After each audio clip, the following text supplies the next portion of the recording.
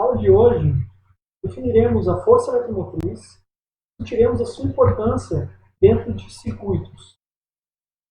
Além disso, distinguiremos as fontes de força eletromotriz ideais de fontes de força eletromotriz reais. Também serão abordadas como se dão as variações de potencial elétrico no circuito. Além disso, teremos a energia, potência e dissipação de energia em diferentes elementos que compõem o circuito elétrico. Antes de mais nada, então, é necessário a gente imaginar e definir o que é um circuito elétrico. Tá? Então, um aspecto muito importante é que para que um condutor possua uma corrente estacionária, ele necessariamente deve fazer parte de uma trajetória fechada, tá? Ou um circuito completo. Por que isso ocorre? Bom, vamos imaginar, para exemplificar isso, um condutor um circuito aberto, tá? Ou seja, um condutor que não faz parte do circuito completo. Vamos submeter esse condutor a um campo elétrico E1. Tá? Então aqui está o nosso condutor. Note que há uma ruptura aqui nas duas extremidades. Quando nós aplicamos um campo elétrico E1 externo, obviamente surge uma corrente elétrica, né? As cargas no interior desse condutor passam a sentir uma força. Essa força faz com que esses portadores de carga obtenham uma velocidade, ou seja, vai surgir uma corrente elétrica no interior deste condutor. Tá? Como tem uma corrente elétrica, temos também uma densidade de corrente associada a esse condutor.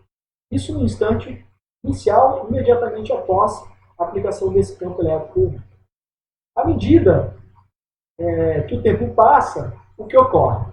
Como o condutor ele não faz parte de um circuito fechado, essas cargas em movimento, no caso as cargas positivas que estão se movendo para a direita, no sentido da corrente elétrica, elas vão se acumular na extremidade direita desse condutor, de modo que na extremidade esquerda nós teremos um acúmulo de carga negativa. Nós teremos carga positiva do lado direito, carga negativa do lado esquerdo. Tá? Esse acúmulo de cargas nas duas extremidades vai fazer com que surja um campo elétrico E2 no interior do condutor. Tá? Esse campo elétrico E2, então, ele é um campo elétrico que se opõe ao campo elétrico externo E1. Então, notem que esse campo elétrico E1 é um campo externo que foi aplicado no condutor, e este campo E2 é um campo oriundo do acúmulo de cargas nas extremidades deste condutor no circuito aberto. Tá? À medida que o tempo passa, então, este campo elétrico E2 ele vai aumentando, porque o acúmulo de cargas nas extremidades também vai aumentando. De modo que depois de um intervalo de tempo, o E2, o campo E2, que tem origem nesse acúmulo de cargas, ele fica em módulo igual ao campo externo E1, de modo que o campo resultante, o campo elétrico resultante, ou o campo total no interior do condutor, passa a ser zero. Se não há campo elétrico resultante dentro do condutor, logo não haverá corrente elétrica, né, não haverá movimento de cargas dentro do fluxo de carga, do fluxo líquido de cargas dentro do condutor, ou seja, não haverá também densidade de corrente nesse condutor. Tá? Então é isso que acontece toda vez que a gente tem um circuito aberto. Então é impossível estabelecer uma corrente estacionária quando a gente tem um circuito aberto. Tá? Então essa corrente ela existe em um pequeno intervalo de tempo até que o acúmulo de cargas gere um campo que se opõe ao campo externo, de modo que o campo resultante é igual a zero. Tá? Então é por isso que precisamos ter sempre um circuito fechado para que uma corrente estacionária seja estabelecida. Um circuito real fechado, então, toda vez que eu tenho movimento de cargas, né, em um condutor, em determinada resistência elétrica, à medida que essas cargas elas se movem nesse circuito fechado, né, no interior deste condutor, há diminuição da energia potencial, tá, dessas cargas. Então, toda vez que eu tenho um condutor com resistência, há diminuição da energia potencial dessas cargas. Para que essa corrente se mantenha, para que a corrente se mantenha, então, vai ser necessário que haja um elemento, né, ou um dispositivo que forneça essa energia perdida. Então, esse dispositivo ele tem que compensar essa energia que está sendo perdida ao longo do circuito. Tá? Ou seja, a energia potencial no final da trajetória, né, deve ser igual à energia potencial no início dela. Então, esse dispositivo ele deve então, fornecer essa energia de modo a o circuito, a corrente permanecer estacionária. Uma analogia, então, a gente pode pensar numa fonte de água. Uma fonte de água ornamental, por exemplo. Então, o que nós temos aqui? Vamos olhar essa imagem. Aqui, no topo da fonte, então, a água está jorrando, né, através de aberturas aqui no topo da fonte, e ela vai descendo em declives, aí, em diferentes níveis. Tá? À medida que ela desce, né, por esses níveis, há uma diminuição da energia potencial gravitacional da água. Então, aqui tem uma máxima de energia potencial gravitacional, para esse caso, e aí, à medida que vai descendo, eu vou diminuindo a energia potencial gravitacional até que atinge o mínimo aqui, o nível mínimo, né, da fonte. O que acontece a seguir? Uma bomba, né, de água, ela eleva novamente essa água para a parte superior da fonte, de modo que ela repete o ciclo. Tá? Então, o agente externo está compensando essa energia potencial gravitacional perdida é a bomba d'água. Tá? Então, com ela, é possível que os ciclos se repitam. Se não houvesse nenhum tipo de bomba nessa fonte, o que iria acontecer? A água iria jorrar e depois ia permanecer nessa parte aqui, ó, inferior da fonte. Tá? E cessaria o ciclo. Então, essencialmente, o que precisamos de um circuito elétrico fechado é isso. De um ente, um dispositivo, que compense essa energia que é perdida, né, ao longo do movimento das cargas do circuito.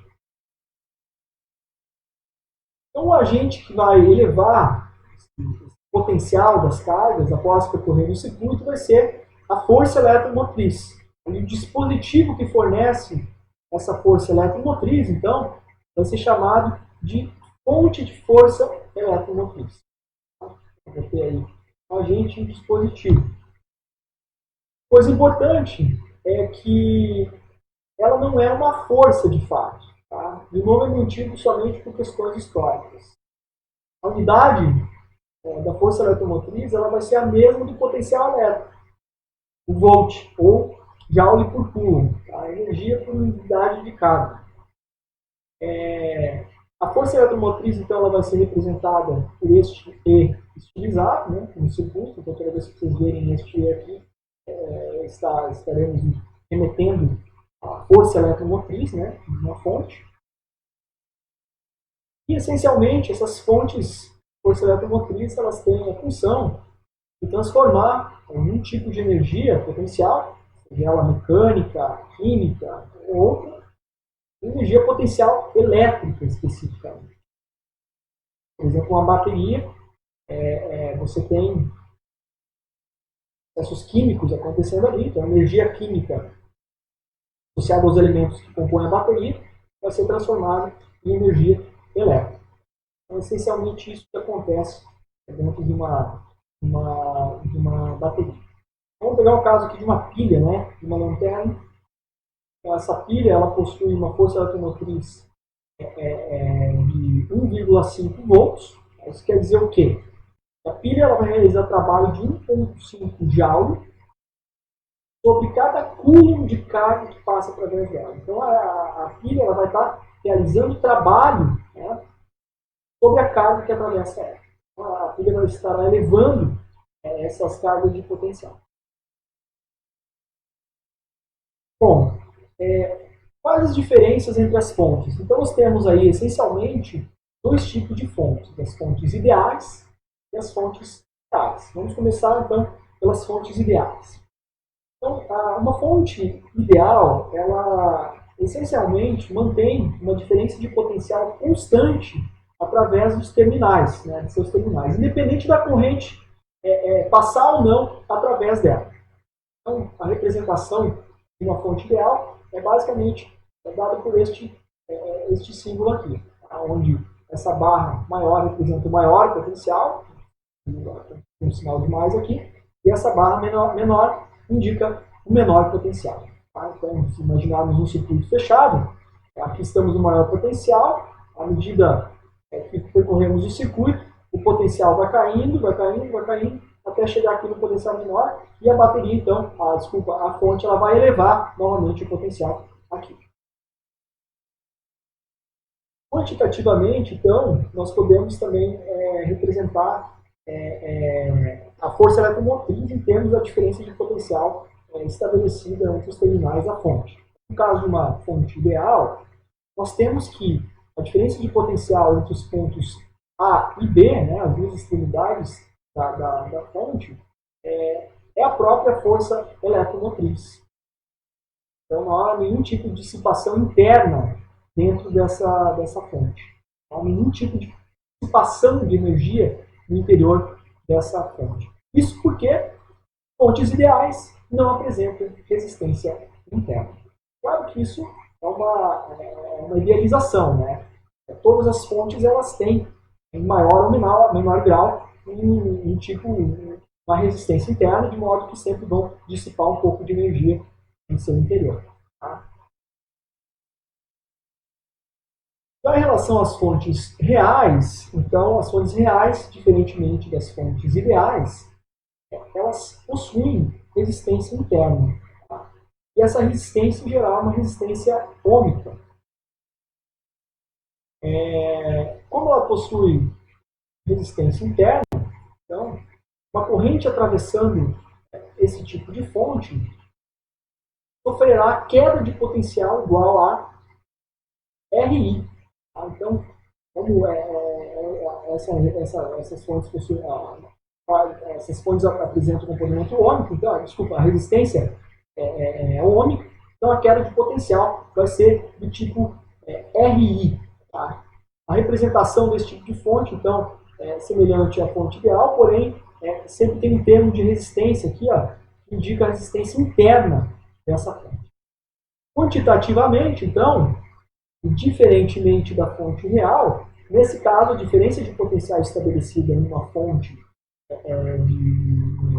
ideal não vai ser igual à força eletromotriz. Então, a diferença de potencial ela vai ser sempre menor do que a força eletromotriz, justamente em função de parte dessa energia ser dissipada dentro da fonte. Então, a diferença de potencial entre os terminais aqui vai ser menor que a força eletromotriz. Então, certa energia potencial ela se perde quando a carga atravessa toda a fonte. O trabalho realizado pela força eletromotriz então, vai ser sempre maior que o aumento da energia potencial.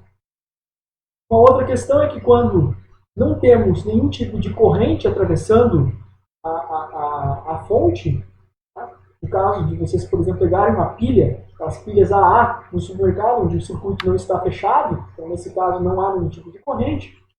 Nesse caso, somente nesse caso, a diferença de potencial entre os terminais da fonte vai ser igual à força eletromotriz. Então, nesse caso, a gente tem aproximadamente uma fonte ideal.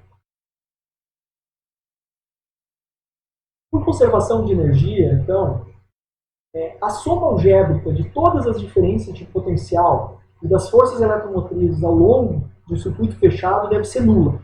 Então, somarmos, né, se tivermos um circuito com N elementos, somarmos todas as diferenças de potencial e as forças eletromotrizes associadas às diferentes fontes que podem estar contidas nesse circuito, a soma de todas as diferentes potenciais e forças eletromotrizes deve ser necessariamente igual a zero. Tá?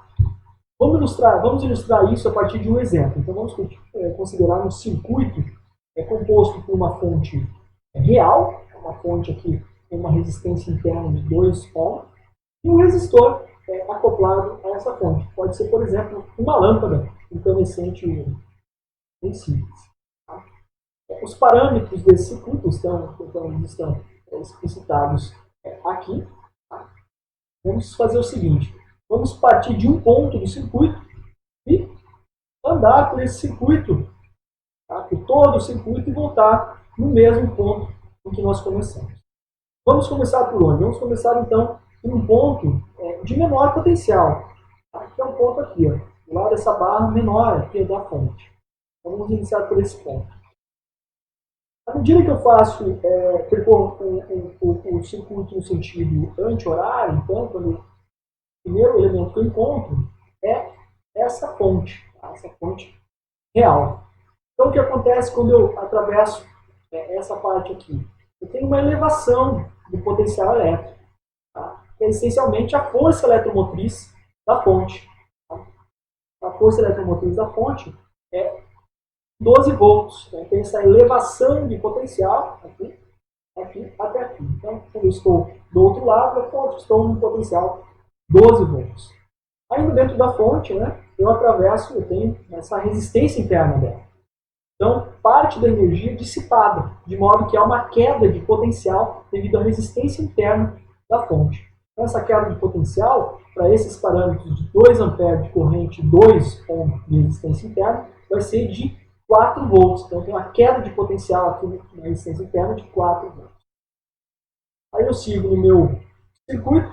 Vou imaginar que esse fio aqui, ele não tem resistência nenhuma, resistência zero. Tá? Então, não há nenhum tipo de queda. Quando eu encontro o resistor de 4 Ω, eu tenho uma nova queda de potencial.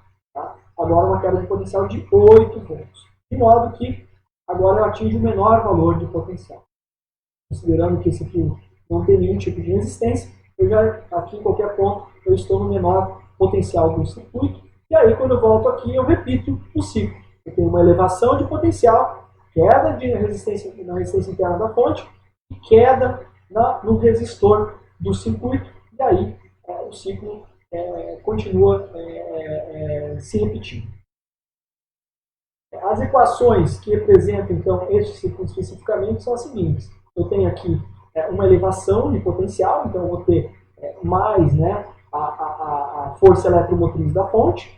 Aí eu tenho uma queda de potencial relacionada à dissipação de energia no interior da fonte, que está representada por IR, e tem uma queda de potencial no resistor, que está representado por IR. Tá? Tudo isso, então, deve ser igual a zero. Esta equação representa, então, este circuito, um circuito bem simples. Para transportar, então, um elemento de carga de Q, uma diferença de potencial no circuito elétrico, então, é necessário que energia potencial seja fornecida, né, a essa carga. Como a gente viu, essa energia, então, ela vai ser fornecida por um agente externo. Esse agente vai ser, então, a fonte. Então, a fonte ela tem a função de realizar trabalho por unidade de carga. Então, é essa fonte que vai fornecer a energia potencial elétrica para a carga. Vai levar, então, a carga de um potencial menor para um potencial maior. Tá? Então, o trabalho realizado por essa fonte vai ser igual, basicamente, à energia, né? Vai ser fornecida à carga. Sabendo que a corrente elétrica é definida por dq dt, tá? Escrevendo esta equação e relacionando com a equação do trabalho, nós temos o seguinte, que o trabalho realizado pela fonte vai ser o produto de VI dt. Tá? Escrevendo esta equação, então, como taxa de trabalho realizado por tempo, nós temos o produto a taxa de trabalho igual ao produto da diferença de potencial e a corrente elétrica. Isso aqui vai ser a própria definição de potência elétrica. Então, a potência elétrica ela vai ser a energia por unidade de tempo, tá, fornecida para as cargas do circuito. A unidade de potência, então, vai ser o watt, ou ainda o ampere volt, ou joule por segundo. Vamos avaliar agora, então, a energia dissipada um resistor e um circuito elétrico. Então vamos considerar um resistor com terminais aqui A e B. Pela lei de Ohm, então, uma corrente atravessando este resistor, a diferença de potencial estabelecida entre os pontos A e B vai ser dado por RI. Sabendo também que a potência é o produto da diferença de potencial e a corrente elétrica, relacionando estas duas equações, nós encontramos que a potência no resistor vai ser igual ao produto de R I quadrado. Então isso vai ser basicamente a energia que é dissipada em forma de calor por unidade de tempo no resistor. Isso é conhecido então como o efeito Joule. Microscopicamente o que nós temos? Essencialmente colisões entre os portadores de carga, no caso elétricos, com os íons da rede cristalina e a consequente transferência de energia a essa rede. Então, quando ocorrem essas colisões e ocorre a transferência de energia à rede, naturalmente vai haver um aumento da temperatura do material. Então, toda vez que a gente tem um resistor que fornece uma corrente elétrica, ele vai ter um aquecimento local desse resistor. Quando a gente avalia, então, a potência fornecida por uma fonte real, então nós temos que considerar necessariamente a resistência interna dessa fonte ideal. Tá? Então, a diferença de potencial entre os pontos A e B nessa fonte ideal pode ser escrita, então, como a partir de dois termos, ou seja, como a partir da força eletromotriz dessa fonte, tá? É este termo aqui, e um termo dissipativo, que está associado à dissipação de energia, cuja diferença de potencial é dado por RI. Tá? Então, essa aqui é a diferença de potencial entre os terminais A e B da fonte ideal. Sabendo novamente que a potência é igual ao produto da diferença de potencial e corrente, e relacionando estas duas equações, novamente, nós temos então que a potência fornecida por uma fonte real, ela é composta por dois termos. Um termo dissipativo, tá? Que é este termo RI quadrado. Então, esse termo RI quadrado é essencialmente a energia dissipada por unidade de tempo no interior da fonte. E temos também outro termo que remete à força eletromotriz. Tá? Então, este termo aqui vai ser essencialmente a taxa de conversão de energia não elétrica em energia elétrica no interior dessa fonte. Tá? De modo que a potência líquida fornecida pela fonte vai ser composta a partir desses dois termos aqui.